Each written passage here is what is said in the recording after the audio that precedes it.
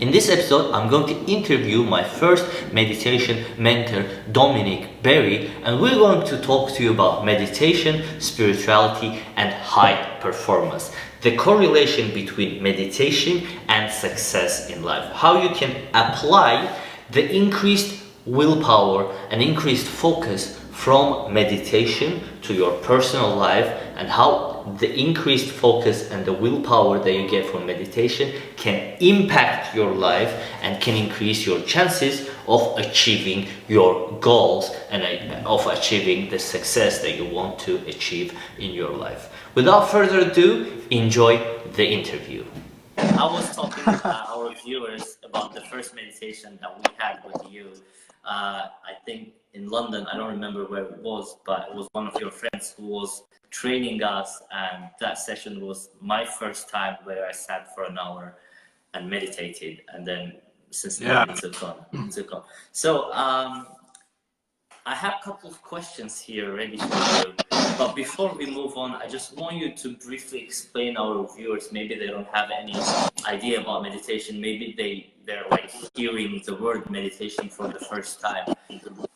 Tell them about what you think meditation is, and like briefly very practical things that meditation can help them improve their lives and make them more successful person, like some practical stuff. Briefly, what are your thoughts on that? How meditation can help us improve our lives? Cool. So, as you're aware, if you're kind of unfit, if you have a physically unfit body, one way you could train that body would be to do exercise, right? And that body would then become fit, essentially. So you're quite bad at running. You could run for, say, 5 minutes, but you train, and eventually your body could learn how to run a marathon, right? Meditation is essentially the same thing, but for the mind. So it's a way of concentrating the mind and then getting to a point where you can control it, essentially. So as you can imagine, that can have all kinds of benefits. So you can then, most of the time we don't realize just how little control we have over our minds, you know? So yeah, I mean, most of the time our minds run our life, let's say, and we don't really live it fully, you know. It's like you're during the day, you're like day walking, as they call it. You're in fact in your head, and you're not like feeling or like really living the life you're having. You're in the matrix, how they call it. Yeah, I mean, one of the benefits that I had personally was like way increased focus. I could like really focus on the task that I was doing, and then improve from that on. So, I mean, I tell, and by the way, to everyone watching us, this is, how to say, live Q&A session as well. You can ask all your questions from our specialist, from Dominic, and we're happy to answer your questions. Dom, one question to you. I mean, I told my journey to meditation, how it started, but I never learned your journey, how you started doing meditation and how it changed your life. Like, can you tell us, like, when was it? When did you start your journey to meditation? Definitely. It's funny because it's quite a deep rabbit hole, isn't it? It's something you start getting into, and then it's like Alice in Wonderland. You know, you start going down the journey, and then it's like you're like, wow, there's so much to this. But it was actually 10 years ago. You know Joe Rogan. I was like, I think I was 17 or 18. I was listening to a Joe Rogan podcast, and a guy on there was mentioning how he went to a Buddhist monastery, and that they were just saying how deep the mind could go. And I was like, that's really interesting. It kind of made sense to me. I was like, yeah, like there's so much to our minds that we just don't know. And then about 3 years later, I read a book, like what you mentioned earlier, The Power of Now.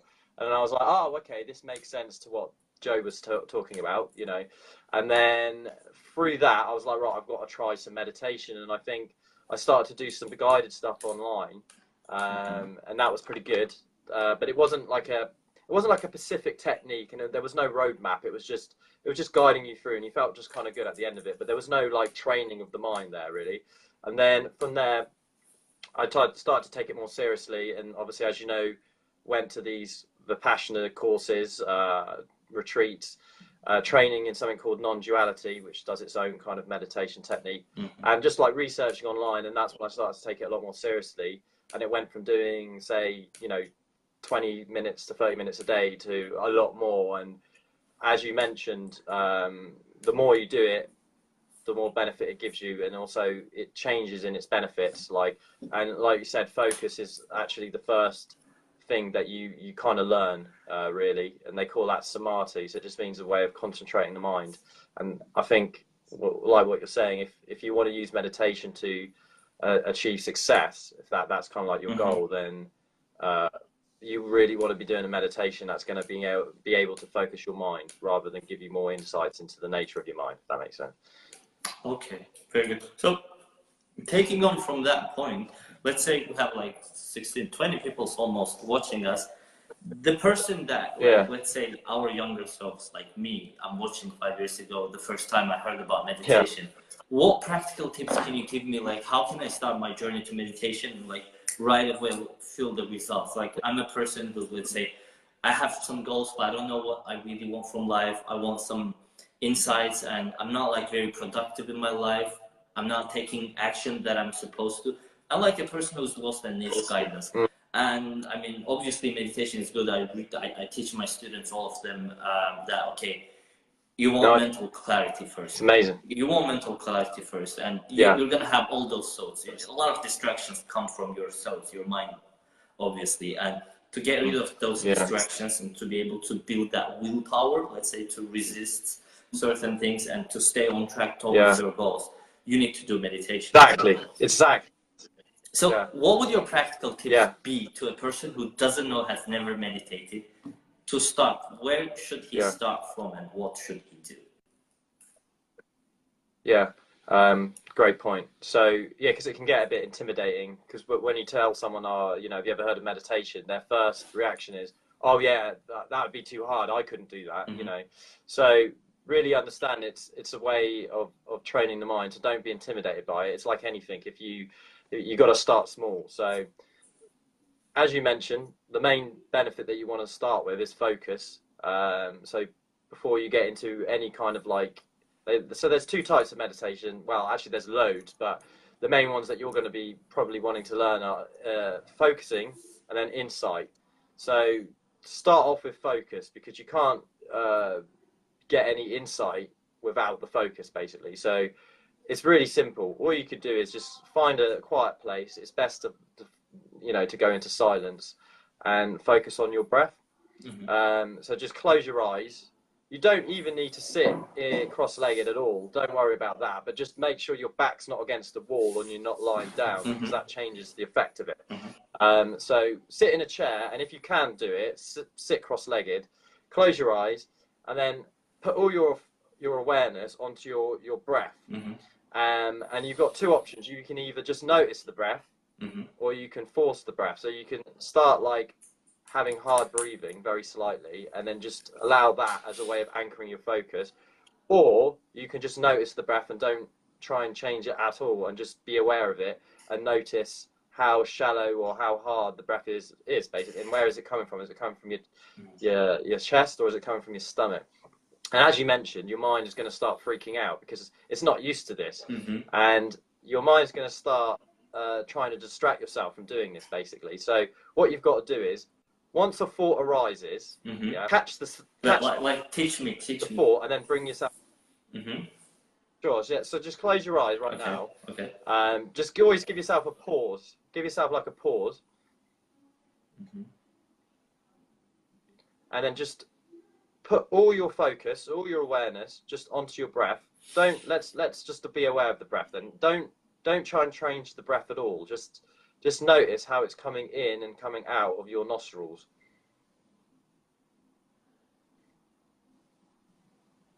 Okay.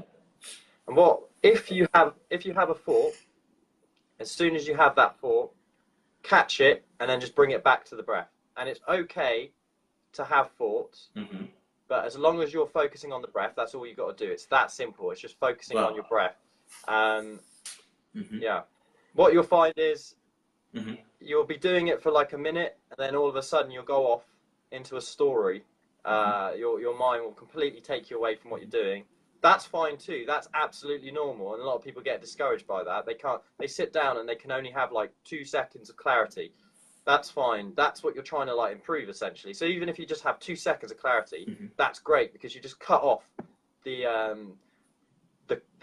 part where you just can't control your mind, the monkey mind essentially. So when it's going off, you bring it back. It's kind of like a bicep curl for your mind essentially. Yeah. So when it does go off into those stories, you catch it and you bring it back. That's great. You've done your job basically, and that's essentially all you need to do.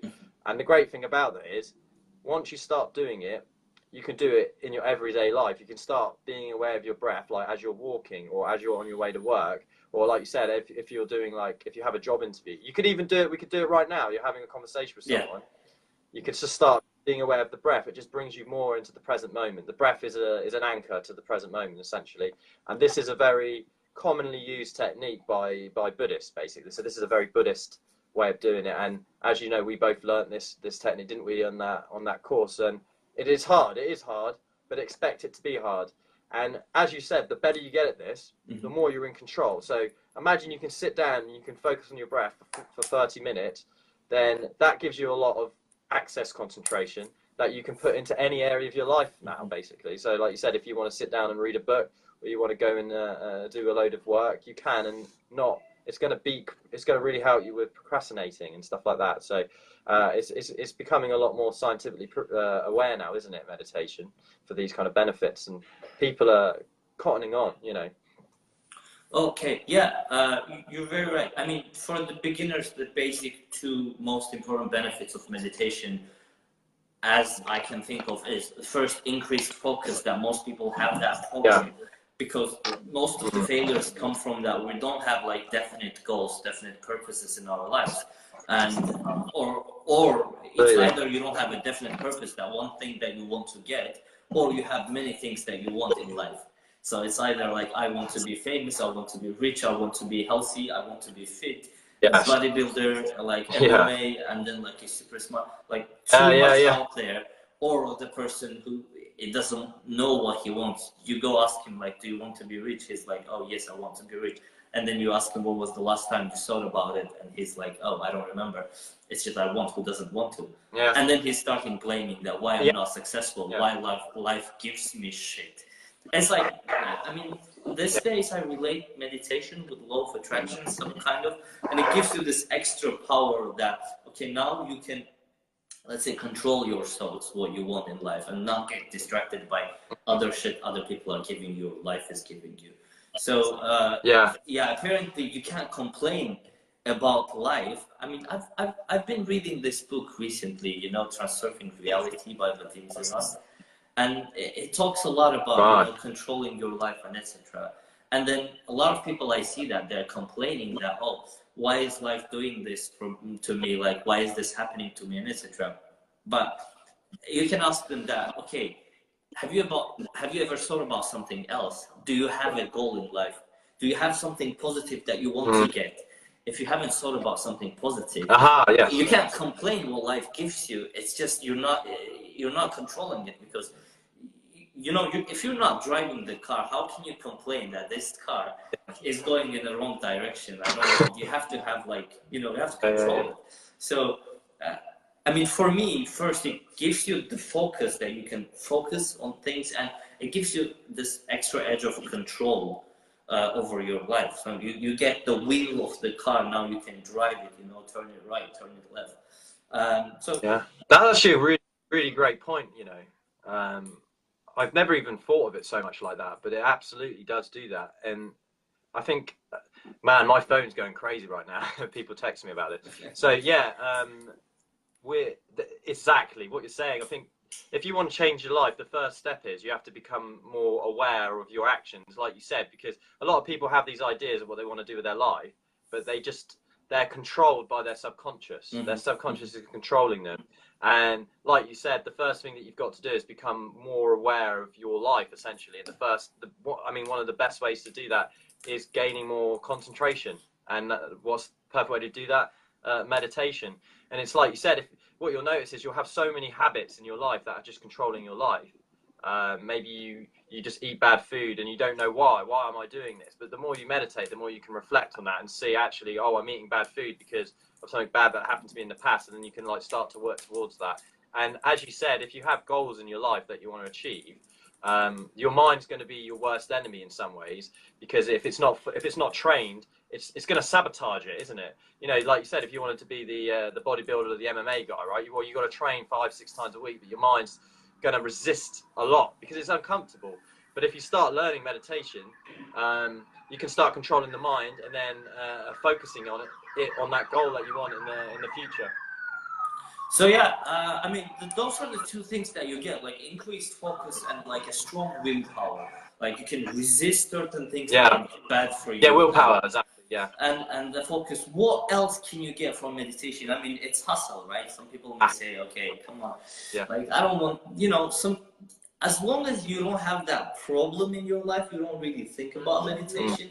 But let's say for a person who is like, you know, going out there, he's got his goals and he wants to be successful. What other what can meditation open up to you? Let's say, what do you think it can give you? Like, why should I meditate? Let's say, I mean, I'm not having problems. I have goals. Why should I meditate? Yeah, this is best question to ask, because the more you do it, the different benefits you get from it. It's like the more it changes. So.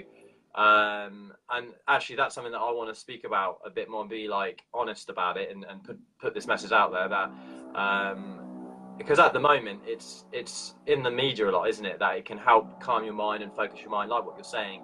So you've got to really look at how often you're doing your meditation. So if you're doing anywhere between 5 minutes to 30 minutes a day, you're going to get all the benefits that we just spoke about. So you're going to get more focus, better willpower, and a clearer mind. And also just an overall minor sense of peace, right? Now, if you start doing more of it, and so if you are on a path to liberation, which is what meditation is actually designed for, you would use what we've just spoke about, the samadhi, so the way of concentrating the mind.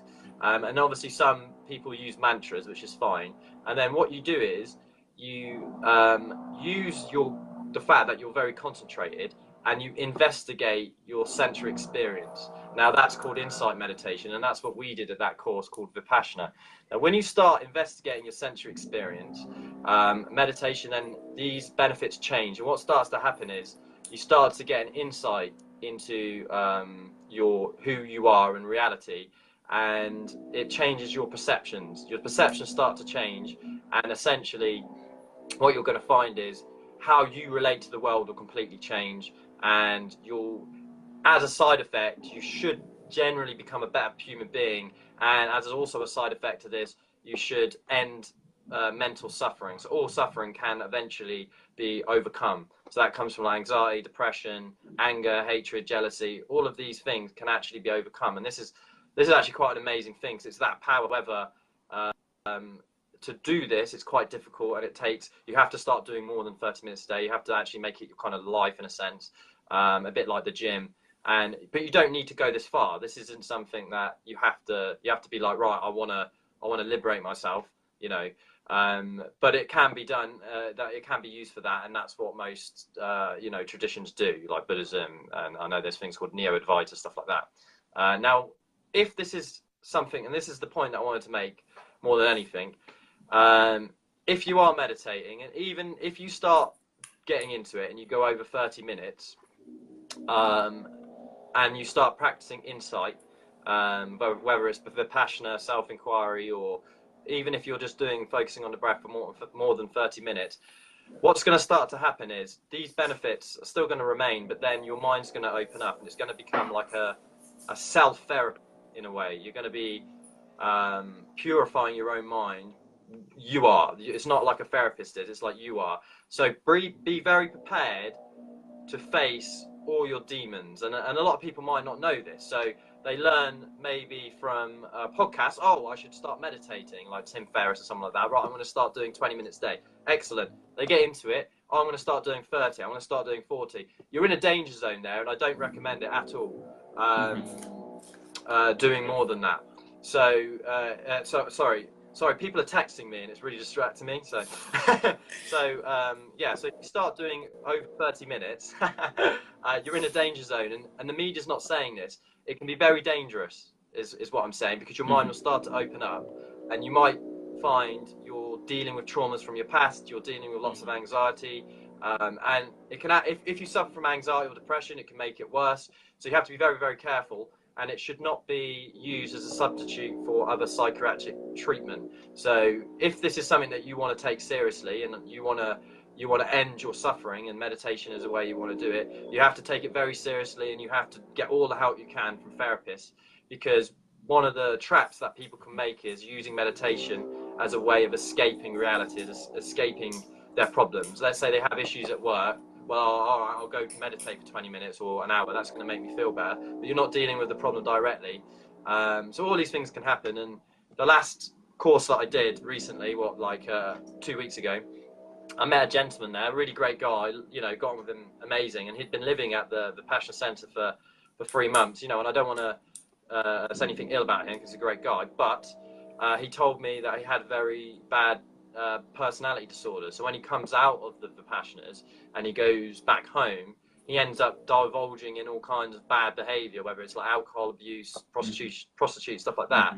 And I feel like, well, it's almost in a sense that you're not dealing with those problems directly. He was bypassing the issue, and I think that's something that's to be addressed too. So yeah, sorry that was a massive rant there, but my points are, if you just want to use it to make your life, to have more success and stuff, 20 minutes a day, 30 minutes, great. But when you start going over that, that's when you have to be careful, and you have to start taking it seriously and read up on the texts and the philosophies of meditation and what it was really designed for. And, you know, a lot of mindfulness stuff now on the internet's not saying this, and people are running into these traps, you know. As you can imagine, you know, when you went on your 10-day retreat with me, do you remember that? Could you imagine if you took someone that had no idea what it was, maybe they read a bit about it and they suffered maybe from depression? It's quite intense, isn't it? Be a trauma, yeah. So that's a little message I want to say, you know, I want to get that out there. And it's almost like this powerful tool. You got this, I'd say one of the most powerful tools in the world. Understand how to use it. It's like a superpower. How use it effectively, so it's not going to, you know, it's dangerous. It's very powerful, so you have to understand it. But like I say, 5 minutes to 20 minutes, you're in a good zone there, and you're probably not going to go. Your mind's not going to open up. So yeah. Okay. Yeah.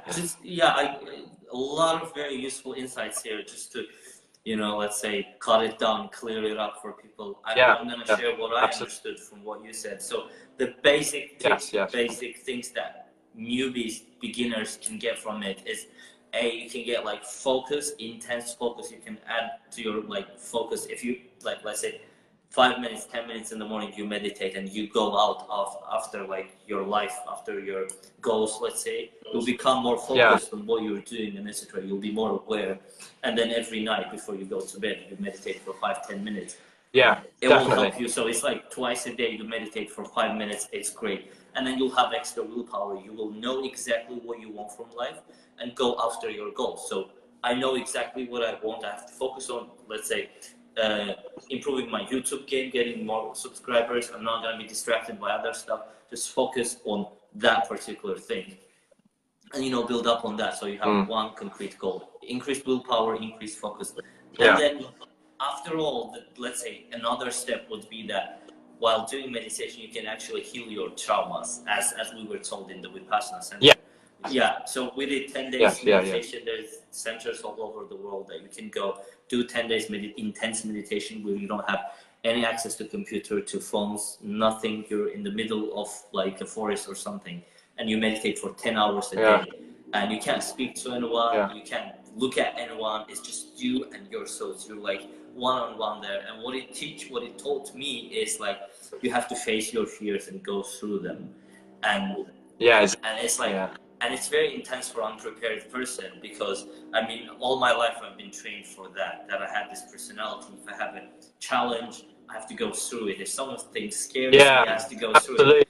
But me, Yeah. like 10 years ago, the person who's scared of certain stuff and trying to run away from it, if I had to face those fears, meditation would have been a horrible experience for me. I love meditation because I love going through my pain. And every time you go through your pain, you pass it, it's done, it's over. Like trauma 5 years ago you had, you're not necessarily gone through it, you're not necessarily won it, let's say defeated that trauma. Just, you know, life passed and you moved on. But it doesn't mean you defeated it. In order to defeat, you have to leave it again. The same scenario, the meditation reminds you the same trauma, and then you go through it and you defeat it overall, and then you go to another. And then apparently what it says, after a certain period of time, you meditate for a while, you defeat all your traumas, and they call it sankharas, I think, the bad things, the negative things. You defeat all your sankharas, all those negative, the scary things in your head, you defeat all your fears, apparently.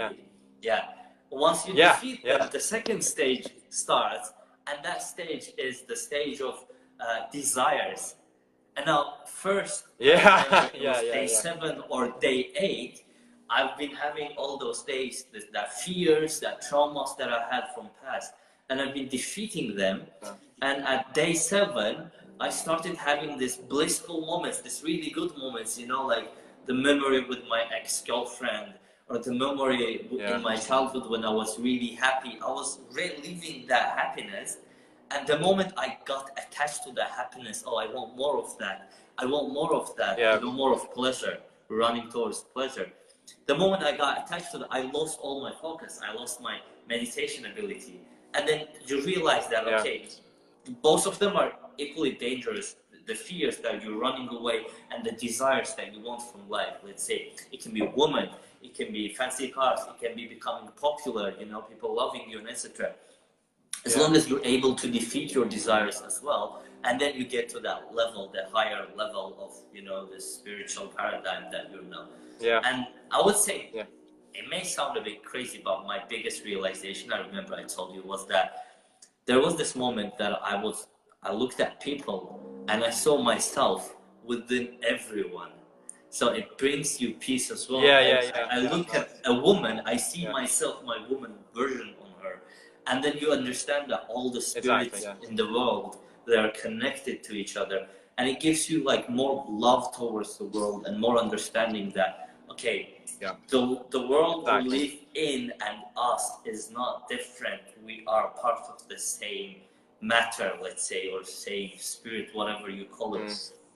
We're actually, we all are one. We come from something one. So it can give you a lot of scientific insight about yourself, your body, how your body works on a deeper level. And yeah, I mean, that was like really crazy experience. And I've been to Vipassana training just one time, like with you. What year was it? 2016? I think we attended Vipassana. I think so. 16, So 17. 17. Okay, so about a year ago. No, it's 2019 now. A year now. It's about a year, wasn't it? So that was that was like, I can hands down say that was like the biggest experience of my life, and I've never experienced something like that. But you had that experience 4 times now, 5 times now, and I think 5. Yeah, I mean, I personally lost a lot of it, and I wasn't like, it was my first time. I wasn't focused that much. I was more of having fun with the experience that I was living to.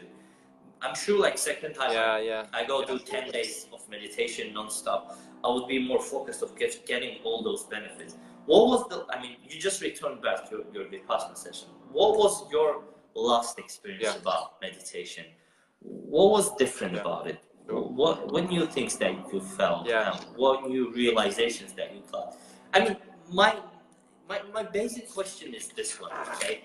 We all, I mean, my channel is all about achievement, high achievement, setting goals and achieve them, becoming successful in life. And is there a point of doing that from a meditation perspective? I'm trying to link these two that are not linkable, in fact. I mean, meditation says, let go, you know, live your life. You are enough by being who you are. You don't need to become that person who is super successful, who's got all the money in the world, and etc. You are complete by being yourself. And this other side says that you have to hustle, you have to have a goal, always have a goal, aim for becoming better, etc. So can we link those two together, meditation and becoming successful and high performance? And how can meditation help us in that way? Okay, so you're a person with a goal, you want to achieve something in your life, and on the other hand, you're meditating to help improve you, become a better version of yourself. But in fact, meditation says let go and be complete by being who you are. So there is a journey from point A to point B, and there is a journey from point A to point A where you are. So how can we link those two? What do you think? What are your thoughts? Yeah, you know what, that's a really good question, and I think it's kind of like linking the two philosophies of the East and the West, isn't it, really? Because like in our culture, it's all about, isn't it, success and achievement and gaining material wealth and stuff like that. But then maybe if you look more into the East, it's more about, like you said, letting go and being present and filling your own cup, essentially. Linking the two is the key, because have you noticed you either have someone that's all into success and material gain, but then they're very empty inside, and then you have the opposite, someone that's very into spiritual development, but maybe they're homeless, essentially. They end their life in tatters. You have to look, if you're not going to ordain yourself as a monk somewhere, which is, you know, like, not many people do that. If you want to live a normal life, but you want to you want to be happy, use meditation and go on a spiritual journey, but at the same time, you know, you're going to have to deal with your career, you're going to have to deal with everything else that normal people deal with. You're going to have to link the two, and this is the key, because not many people do speak about this, really, do they? Because you have people that preach either one or the two, but you've got to bridge the gap. And if you speak to most good, like actually decent spiritual teachers and masters, they'll say what you've just said is the key and the perfect point. So okay, so it's you've read that book, Power versus Force? I've forgotten now. Have you ever read that book? I mean, I've looked through it. Yes, I think I read it. You looked through it, yeah. Okay, so it's just different stages of like how you perceive the world, essentially. Like there's the lower stages. All you worry about is your survival, and you're just trying to survive, and that's generally like the lower down. And you can go all the way up to this point, like what you're saying, where you see other people as yourself. You're just so happy in your life that nothing can really affect you. So what you've got to do is you've got to use this journey of meditation to kind of essentially fill your own cup and get happy without the need of material wealth, money, fame, sex, all that kind of stuff. And then what you do is you use that to help other people, because your life is better now. You've fixed yourself. So it's your duty to then go out into the world and help other people. And absolutely, you can do it using what you're doing right now. This is why it's good that you're doing what you're doing and you're trying to go out and help people to achieve success. But you're doing it from a different place. You're not doing it because you want to get loads of money and you want to sit in a big mansion and sit on your own in a room. No, you generally care about other people's feelings and emotions, and you want to help people. So that's the paradigm. It goes away from. You'll notice some people, they want to have money and success for them, right? They want to have success for them. It will switch that paradigm. It will go for, you don't want to have success for you, you want to have success for the world. So essentially, you're just trying to help other people. That's your cause and that's your point of life. And I think ultimately that's the highest kind of goal that we could aim for as human beings, is to liberate ourselves from suffering and then liberate other people from suffering. Now, however you do it, it doesn't matter. You could just be someone that just makes, you know, wooden furniture and sells it at a stall, but you're essentially still helping people, like by bringing them a little bit of joy in their room or something like that, right? Or maybe you're a masseuse or something like that. Just anything. Or then you get people that are really big. Anthony Robbins, he goes out and he tries to actually help people, you know, change their state and achieve more from their life. So no matter what you're doing, as long as it has the essence of just trying to serve other people, you pretty much hit the nail on the head of combining the two. Now you want to be really conscious of this, that you're not going off in one or the other directions, where you're not, you know, like all I want is money and fame and success. That's going to leave you empty, as you know. And you don't want to be a person that's like, right, I want to fuck the world. All I care about is me, and I'm just going to go meditate and reach, you know, enlightenment and let the world burn. they don't work. Either aren't helpful. We're all in this together, like you said, and we all have to kind of take responsibility of that and work through and work together. Because if you find something that's amazing to life, then why would you want to keep it yourself? You want to help other people, right? And that's generally how well you can present yourself to the world and help other people is generally a reflection of how well you've worked on yourself, you know? Like if you've really well worked on yourself and you feel very fulfilled within, it's going to come out in your kind of work. So, and you don't even need to be like well known. You need to always be the silent hero sometimes, you know? So, yeah. That's actually that's why, and it's a good point. That's actually really good insight for me as well, because I remember looking back to my life where I set goals, and then you see the goal that's in your hand, and then I mean linking meditation with like success, personal achievement. So I have this goal, right? I want this pencil, like I want this university or something. You have a goal, you want to achieve it, and then you're very close to it. But because you attach so much to it that I really want it, oh my God, I'm not complete without it. I just want to have it. When you have that moment, you never achieve that goal. To get what I mean? So I remember in my experience. Yeah, exactly. Yeah. Like comparing this to even like with the woman, right? So there is this girl that you want, like you want to marry her or whatever, someone that you like in your life. You want to draw that person to your life. If you put her or him on like this unapproachable state that, oh, this is angel, I want it so bad, it will complete me if I get it. It will make my life happier. Exactly. You're not complete. It says you're not complete yourself. If you get that person to your life, that person will complete you. And what it does, it turns that person down. Like he or she is like, okay, I don't want that person. It's too needy. You become too needy. And if you compare that with the money or with the success, with your goals, that if you put any goal on a pedestal, that this goal is unachievable, if I could get this goal, if I could just achieve it, I would be so complete, right? You never get that goal. I remember all the goals that I've achieved, they were achievable for me before I achieved them. I believe that, okay, I can get that goal. Exactly. I did my steps. And I didn't care if I got it or not because I could have other goals at that moment. So the moment those goals became achievable to me, I achieved them. But as long as they were unachievable to me, I didn't achieve them. So it just like, you know, distances you from your goals when you just put your goals on a pedestal. So meditation can aid me, myself, in the sense that when I meditate, I learn to let go. Because I have this crazy dream, like I want to help billions of people. I want to, you know, change lives of young people, you know, that don't have their like life figured out. They have problems with setting goals and achieving them, or like self-confidence problems and issues. I mean, when I was young, I needed someone to tell me that, listen, whatever goal you have, you can achieve it. Don't doubt yourself. You can get whatever you want in your life as long as you have a decent plan and a belief in yourself. So that's my desire to be able to help other people. This is like something crazy.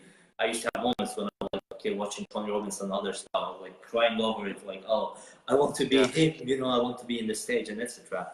But when you're able to let it go, you don't need a big stage. You can speak on Facebook, on YouTube, I don't know, other platforms, and millions of people can listen to, and that's it. So in that sense, combining those two, like a burning desire, because Western philosophers like Napoleon, etc., they say that you have to have a burning desire. You have to just think about your goal and nothing else, and like, you know, dream about it every day, like constant focus. But I think there is this another element to it, that you have to focus and think about your goals. At the same time, you have to be able to let it go as well. So you like a goal, of course, exactly. But you're like, okay, if you come like with the money, with the success, if that success comes to my life, that will help me do better stuff for others, right? If I'm successful, I can do more of what I'm doing right now. If it doesn't come, it's still okay. I love the journey. So I am complete, when you're complete, others part of you, like the girl in your life, the person you want to draw into your life, will come to your life willingly because you're having fun. You know, your life is complete, and then the other person is drawn into you. It's like the money or the success as well. And for me, I meditate for that reason, because sometimes I get too obsessed with my goals. Personally, I get so obsessed with my goals that, oh my God, I'm like, I want this, I want this, I want this. And then when I meditate, it balances us off. Like, okay, I can do as much as I can right now. I can help one person, I can have one student, one client to coach, and I can help that person. And if his life changed, I feel the same happiness as I changed lives of hundreds of people. So it kind of balances that off for me. Or like, oh, the dream life that I want to have, you know, like 4-hour work week, you know, you just work for 4 hours, you're the CEO of the company. Right now, my company has one person, it's me. But like, I can become the CEO, you know, like, become a Gary Vaynerchuk, like, and it's a job. That is often, okay, Gary, I am the Gary Vaynerchuk, but in a different way, and it's okay being like this. You can't say he's cool. Yeah, exactly. So it kind of gives me that experience. But like, moving on from this point, okay, I mean, what I do right now is I meditate, I get to this understanding, and then I lose it, right? I lose it, and then I meditate again, I get back to it and myself. Is there a point of taking it any further? Like you, why are you meditating so much? Why are you focused on spirituality so much? And why are you, I know, knowing you, that you're trying to share this message to the world, help people who got the problems and etc. Why are you trying to go deeper into meditation? And what do you want to achieve with that? Sure, yeah. I mean, so first off, great points that you made, you know, and it's a bit like when you have a goal. I think when you work on yourself a lot and you're doing this meditation and whatnot, it also changes your intention for the goal, doesn't it? You know, like you said, like, I want to go and earn money, instead of it being like, well, I want to earn loads of money for me and prove my self-worth. It's like, no, I want to earn money to help my family. I want to earn money to help other people. I want to, instead of doing, it goes from being selfish to selfless, basically. But anyway, so okay. I think I've always had quite an obsessive mind. I've like been very obsessed, and I think when I met you, you know, like, you saw how kind of crazy I was when I had a bit like we were saying about goals. When I had an idea about doing something, like the self-development that we were doing in London, I just went every day out for it. Remember? And in some ways that's bad because it kind of sent me off balance. I was very unbalanced. And what's kind of happened is I just got my mind fixated on the spiritual path, and I really became fascinated with it, and I wanted to take it as far as it could go. And for me, it was really more about the fact, you know, because I suffer quite badly from just general anxiety. And that has been the driving factor. I wanted to find a way of overcoming that, and obviously I was using meditation to do that. It has obviously helped massively and stuff. But then when you delve deep, you get into this concept of spiritual enlightenment or spiritual liberation, however you want to call it. And, you know, at first it sounds very fancy, and it's something that you want for your life, this idea that you can reach a place where you no longer mentally suffer. No matter what's happening to you, you could be in the worst situation in the world, you are mentally fine, like nothing can affect you. And I mean, like, ultimately, who doesn't want that? So when you find out about this seems very appealing. So for me, that it started off with to kind of find out if this is a real thing. And the more you meditate, and the more it's almost like you're opening Pandora's box. And I got to a point where I couldn't really turn back anymore. Like I said, so when you start investigating, so this is a higher level meditation, you start to focus in on your mind, and you get your mind concentrated, and then you basically investigate your sensory experience. So obviously, as you know, we've got 5 senses. You just investigate it, and what starts to happen is you realize that the whole point of meditation, the whole goal of it, is to reach a state of no self, to see through the illusion of what's called a self. So we think that we're a human being that exists inside our minds. That's not actually the case, you know, and it's scientifically proven. You can read about Sam Harris, he talks a lot about this. The fact that the self doesn't exist, and you can see through that, and that's the whole point of it. That's the bullseye. And once that happens, there's no going back. There's no, as you read, you know, Eckhart Tolle had it once. It happened to him, didn't it, or whatever. So that, for me, I found that intriguing, and I wanted to kind of go into that and investigate and have this experience. And it's paradoxical, because like it's exactly the point that you made. You learn about enlightenment or something, or liberation, no self. And you're like, right, that sounds really amazing. I want to learn that. But you can't want it. That's contradictory to the whole point. So it's like, it becomes very tricky. So you almost have to meditate and go on this journey with no goal in a weird way. Like, even though you are trying to get to a goal of like no longer mentally suffering, it's really tricky. And I'm kind of at that stage where I've just let go now. Whatever kind of happens. I used to really want to experience this liberation, but now I'm okay with that. I don't mind. And I want to see what this life is about. I want to get to the bottom of it. I want to understand both from the scientific perspective, obviously, which is easier to understand because you can read about it, and also the Eastern perspective, the perspective from your own direct experience. So I want to get to the bottom of life and see what it's really about, and find out what these people are really saying. You know, like the Buddha and Ramana Maharshi and all these kind of well-known gurus from the past. What was it that they were really saying?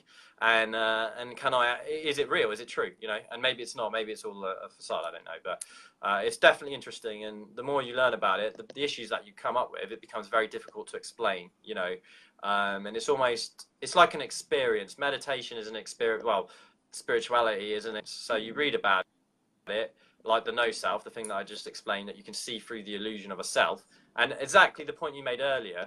The self, that's not the self, but once you see through the illusion of the self, you see that we're all one, and that's called non-dual perspective. And yeah, once that kind of happens, then your effective in the world should increase a lot, because as we mentioned earlier, you're no longer trying to do it for your self-gain. You're trying to serve other people. You're trying to help the world, you know. But yeah, to answer the question, I kind of took it too far now, and there's no going back. I mean, really interesting points as well, because I remember myself when the idea fascinating me about meditation, like on a deeper level, was that you don't have any fears anymore if you meditate, because you go through all that pain and all the understanding that, okay, this is just a physical body, and your spirit is like undefeatable apparently, and you're not afraid, you have like no fear. Yeah. That fascinated me, like the power of having no fear. I know, right? Yeah. Kind of attracted me first. Yeah. But then it turned on to, like, as I told you, like seeing everyone as you, different versions of you, and you have this, the love happens inside you, like inner love towards everyone. Like ego dissolves, exactly. as you say. You get ego, and therefore you get no anxiety, and like, you know, let's say you're not. I mean, like the stage fright, you know, wanting something to happen. It's like, imagine everyone else in the world is you, and you're living around. Yeah. Everyone is with you, and there is no fear left. Besides, just have this love to everyone. That okay, I love myself and I love everyone. The person who doesn't love himself cannot love other people. Yes. So it turned into that, because first it was like something selfish for me, because I always wanted power, you know, like I wanted to be fearless, to be able to do things, you know, not be afraid of anything, be this hero, you know, hero personality was in my head, that okay, I want to be this guy that, you know, is not afraid of anything. And you know, but going deeper, you understand that you have your evil sides as well. Everyone has it, and you have good sides as well, and that's a ego. But when you realize that okay, everyone is you, you are everyone, we all are linked to each other. You have this, you know, there's this love happens inside you, and it's like you get that glimpse of this eternal love, the universal love towards everything. And I remember someone saying that we are made of love and bliss, eternal love and bliss, and nothing else. That's the default state of human beings. It's just love, the happiness, and all we're doing with that achievement, like with that success, is trying to get to that love, to get to that happiness. It's just like, oh, I do want money. I just want to be happy. I want women. Why do you want women? It will make me happy. I want cars. Why? It will make me happy. It's all like that fulfillment. So you want to go back to your default state, and meditation shows another way of. It's just like two sides of the spectrum, right? One is you're like going after like physical, material achievements, like car, fancy, whatever, becoming the richest man on the Babylon, on the planet Earth, becoming Elon Musk or whatever. And on the other side is like if you want to be happy, just go back to your default state. So the spiritual path, Exactly. and that links to your point as well. So you were saying that it's, if you're obsessive, it can be dangerous. Like you are doing it for the liberation. It's the same with me, right? I want to be successful because it will make me happy, and then you want to be liberated if you get to that enlightened point. So two ends of spectrum, and both are the same goal. So I think there is definitely a middle line that, okay, I'm living in a physical body, in a physical world. So I have to do physical stuff. I have to have goals, but the goals can be helping other people. And I can meditate and like combine those two, the ends of the spectrum, and see where it takes us. Man, crazy talks, you can never finish. But I'm gonna be selfish a little bit here because I haven't been meditating for a while. No, go for it. What was your advice to me, Guy? How can I take it from this point? And how can I apply meditation to my life? Let's say I want you to mentor me right now. Like I'm having like, let's say, put me a 3 months goal, right? 3 months, and give me a schedule. How should I approach meditation or spirituality to help improve me with my goals, and at the same time to help make me a better person? Not a better person, just to work on it, you know. What would your advice to me be? Like if you had this magical wound or whatever, you can make me do whatever you think is better for me. What would your advice be to me? How should I approach meditation for 3 months from now on that would give me the most benefit with my goals, with my life, and everything apply to them as well? Like as a mentor, what would you advise me to follow, and how can it change my life? Amazing. Great. Quiet mode. Can you hear me now? Yeah, Still hear me? I'm like, I can hear you perfect. You can? Yeah. Oh, good. Sorry, my phone just said it went quiet. Cool. So the first thing I'd say is start facing a challenge in the morning is the most important thing. So I'd say get up half an hour to an hour earlier than you normally get up. You want to put your mind in a sense of struggle the first thing you do when you get up, and make sure there's no distraction. Like don't go on your phone, don't go on the internet, and maybe the first thing you could do is go straight into cold water. You know, go run a cold shower, go straight into it, and then come out. And then what I'd say is start your morning with half an hour of meditation, and do it with the cushion. Half an hour. Do it with the cushion. And do it determination sitting. So whatever you do, don't move. So when you close your eyes and you've got your posture correctly, don't move. Don't move anything. And allow whatever your mind is going to give you. It's going to go crazy. It's going to be like, it's going to start panicking and it's going to hate it. Just do everything you can to, like we said, focus on the breath and achieve that sense of peace. Now, on top of that, you can add a mantra at the very end of the sitting. So once the half an hour is finished, just think to yourself, I know this life may be difficult, but I know I can summon the strength within myself to be able to face it. And say that 3 times to 5 times over as you finish your meditation. Okay. Now, can you repeat it again? Is then, I know this life can be difficult. Yeah, sure. I know this life can be challenging and difficult. But I know that within inside myself, I'll be able to have the strength to face it no matter what. Good. And you can say that mantra over and over throughout the day. Over and over say that mantra. And what you can do is, like, it's going to be hard and you're not going to be able to do it. But some days, just if things are going crazy, just put your awareness back on your breath. Just whenever you get a chance, maybe you're sat in a tube or you're walking to work, just put your focus back in on your breath. And then I would advise, if you can, for the first month, do that. And then for the next 2 months, add an extra half an hour of meditation at night.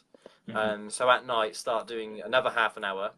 And then at the end of that meditation, do the metta meditation. So the self-love. So what you do from there, you know how to do that, don't you? I know. So for the people that don't know that, For the people that don't know,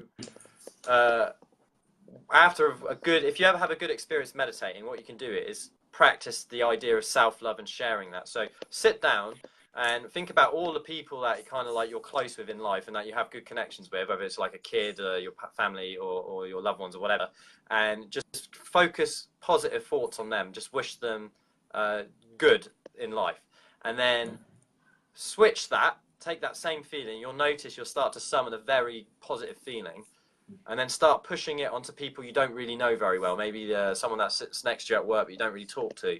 So then start wishing them kind thoughts. Then, this is where it gets tricky, wish kind thoughts onto people that you don't like, people that have hurt you in the past. Wish them well, wish them positive thoughts. And what will happen is, you'll no longer hate them anymore. It's like a way of forgiving the defilements that they've done for you. It's so, you might even start crying. This is powerful. And then from there, wish it onto the world. Just wish that positive messages onto the world. And if you're doing these things, you're developing that strength of mind, you're developing a sense of peace, and you're wishing well on other people. It should start to bleed into your day-to-day life. So start noticing, if you're doing all these things, am I a bit more present at work? Am I nicer to people? Am I like, are my goals more aligned? Is everything just fitting in? Life should start to become more effortless. It should feel less like a struggle, more like just a flow. If that isn't happening, you have to start revising why. Like, just maybe, because it's one thing to meditate a lot, but if, like I said, if you've got like certain addictions, maybe you're addicted to alcohol, drugs or whatnot, you need to sort that stuff first, which I know you're not. You're very like self-actualized. You've got a lot of good habits implemented. So I know for you, you're amazing. Like you could just do this stuff and you're going to be fine. But you need to assess your life right now. Am I drinking a lot? Am I eating a lot of bad food? You need to sort that stuff first, really, because that's gonna make this meditation and what we've just been speaking about really difficult. So yeah, that's what I'd definitely say. This is crazy, man. I am starting for tomorrow. You have my word that I'm gonna apply this. Well, I got all my notes. I'm gonna apply this to my life, and I do highly recommend to everyone who's been watching it. And if you want to change your life, you can start from this one, because it's gonna give you a crazy focus. If you're a beginner, your focus, your attention is going to go crazy, and your willpower is going to increase.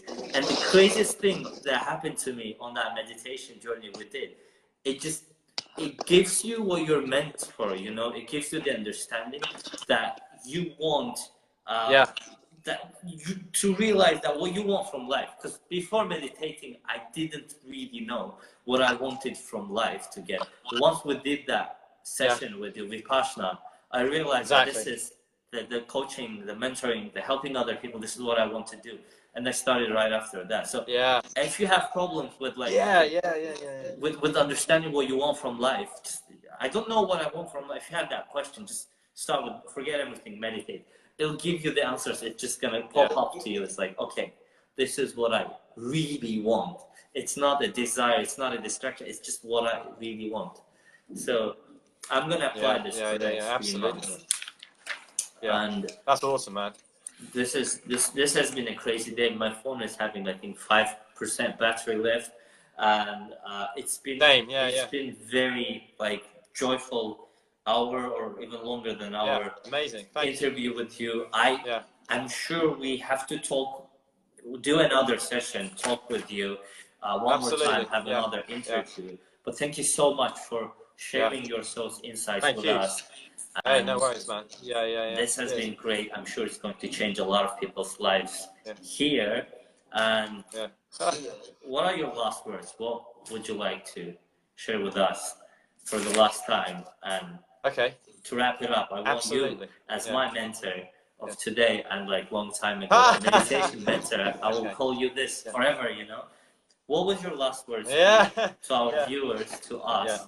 And I took my notes, my lessons. I highly urge everyone to do the same as well. Take notes and start applying. Do this journey with me. 3 months every day, 30 minutes in the morning meditation. So thank you very much, Dom, and I would like to have your last words and finish off from that. Sure. Absolutely. So my last words would be like, I want you to think, no matter what is happening in your life, no matter how bad it's gotten or whatever struggle you may find yourself in, that there is always, no matter how bad it is, a way out. And meditation or spirituality can be that thing for you, as well as a personal development path. So never ever lose hope and will. would be my my last words basically from this conversation. This is It's crazy, been brother. a pleasant experience. My pleasure. Thank Thank you. you very much. Yeah, thanks so much. See you soon. Thank you. Thank Cheers. you. Thank you. Bye. See you soon, man. Bye. Cheers.